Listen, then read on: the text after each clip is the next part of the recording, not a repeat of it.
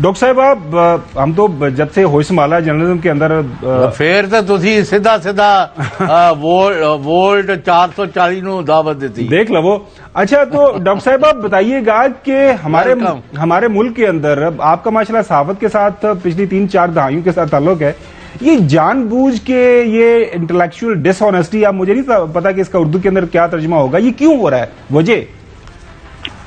मेरी बात सुने, ऑब्वियसली एक तो जानबूझ के हो रहा है, क्योंकि ये तो मैं मानने के लिए तैयार नहीं कि हमारे सहाफी और मीडिया चैनल्स सिंपल अल्फाज नहीं अंग्रेजी और उर्दू के समझ सकते, और स्पेशली जो अंग्रेजी के अल्फाज कहे गए हैं वो अंग्रेजी के अखबार को नहीं समझ आ रही, लीडिंग न्यूज़पेपर्स को, तो ऑब्वियसली जानबूझ के है। क्यों किया जा रहा है ये भी वाज़ेह तौर पे हमें सबको पता है। ये अब कहा जा रहा है कि जी खान साहब ने कहा है अमेरिकन साजिश नहीं थी रेजीम चेंज की, हालांकि खान साहब ने नहीं कहा, और मैं फिर यही कहूंगी कि ये सारा किया जा रहा है, ये हिस्सा है उसी साजिश का जो आगे बढ़ती जा रही है। और खान साहब ने यही कहा है कि हम साजिश हो चुकी है, अब हमने आगे जाके देखना है कि हमने क्या करना है। तो उसको मिस्र जान के गलत तरीके से इंटरप्रेट करना, गलत हेडलाइंस लगाना, लेकिन एक चीज वाज़ेह है कि जो मर्जी कर लेंगे जो कुछ मीडिया चैनल्स हैं, कोई सहाफी जो हैं, बगल बच्चे जिनको खान साहब ने अच्छा वैसे तो ओहदा दिया है, उन्हें कौम मानने के लिए तैयार नहीं है।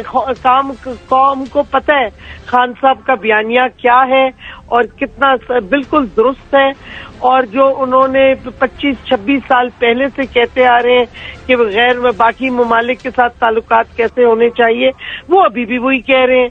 इस वास्ते हमें ये भी पता है कि जानबूझ के किया जा रहा है, हमें पता है कौन करा रहा है, और ये सिर्फ इम्पोर्टेड हुकूमत नहीं है, इनके पास तो कोई पावर्स ही नहीं है। हमें भी पता है पीछे इनके जो, अब आप बीप कर देंगे, लेकिन हमें भी पता है एस्टेब्लिशमेंट का रोल है इसमें, और उनके पूरे मीडिया का एक सेटअप है, और ये अच्छा डॉक्टर साहब चले, ये तो एक आपकी पार्टी है, आपका एक आर्गूमेंट है। आपको याद होगा कि माजी के अंदर डॉन लीक्स हुई थी, याद है आपको? उसके ऊपर फिर जो है नवाज शरीफ साहब ने एक इल्जाम लगाया था कि जनाब पाकिस्तान से टेररिस्ट गए, ये सारा कुछ हुआ। उस वक्त से लेके मौजूदा हालात को अगर सामने रखें, और खासतौर पर ये जो मीडिया के अंदर इस अंदाज से फैक्ट्स को डिस्टॉर्ट किया जा रहा है, उस वक्त भी किया गया और आजकल भी हो रहा है, तो इसका is there any end to that कि अभी ये चलेगा आने वाले वक्तों में भी? देखिए, जब तक ये सेटअप इम्पोर्टेड सेटअप रहेगा, ये मुझे लगता है कि मीडिया की ऊपर क्लैम्प डाउन बढ़ता जाएगा। जो जिस तरीके से जो इंडिपेंडेंट सहाफी हैं, अरशद शरीफ के साथ जो जुल्म और तशद्दुद करके उसको कत्ल किया गया, इमरान रियाज के साथ जो हुआ, अयाज अमीर के साथ जो हुआ, और बहुत से सहाफी हैं। इधर चौधरी साहब बैठे हैं आपके शो पे, इनके साथ लाहौर में हुआ है, उठाया गया इनको किस वजह से। तो ये जिस तरीके से ये चलते जा रहे हैं, मुझे तो नहीं लगता कि मीडिया इस हुकूमत के नीचे और इस सेटअप के नीचे वापस आजाद हो सकेगा। लेकिन जब इलेक्शन हो जाते हैं फिर सारी चीजें बदलेंगी। इसी वास्ते हमारी एक ही डिमांड है कि आप फौरी तौर पे पहली इलेक्शन की तारीख कराएं और साफ और शफाफ इलेक्शन कराएं। जी जोई साहब, आपके सवाल पूछना चाह रहे हैं? नहीं, तो अभी देखें, दो बातें तो बड़ी वाज़ेह हैं कि एक तो शीरी मदारी और इनकी चेयरमैन साहब और इनकी पार्टी जो है, they have won hands down entire nation, people of Pakistan are with Imran Khan, और इमरान खान गोलियों का भी सामना कर रहे हैं, वो मुकदमों का भी सामना कर रहे हैं, वो बहतान तराजी यानी झूठ के पुलंदों का भी सामना कर रहे हैं, लेकिन वो डटे हुए हैं और अल्लाह के भरोसे पर, और अल्लाह ने ही उनकी जान बचाई है उस दिन, इन्होंने तो उनको खत्म कर दिया था।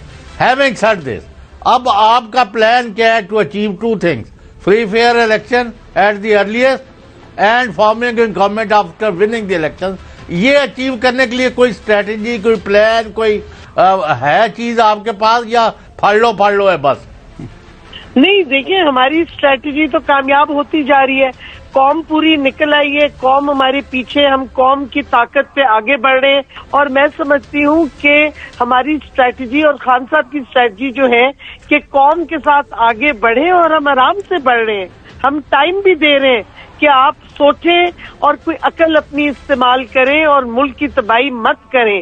लेकिन ये वक्त अगर पिंडी तक लॉन्ग मार्च आ गया तो फिर आगे जो कौम के आगे कोई नहीं खड़ा हो सकेगा, ये भी वाज़ेह है। और हमारी स्ट्रैटेजी बिल्कुल सही है। इलेक्शन की डेट हम समझते हैं हमें मिलेगी इस महीने की आखिर से पहले।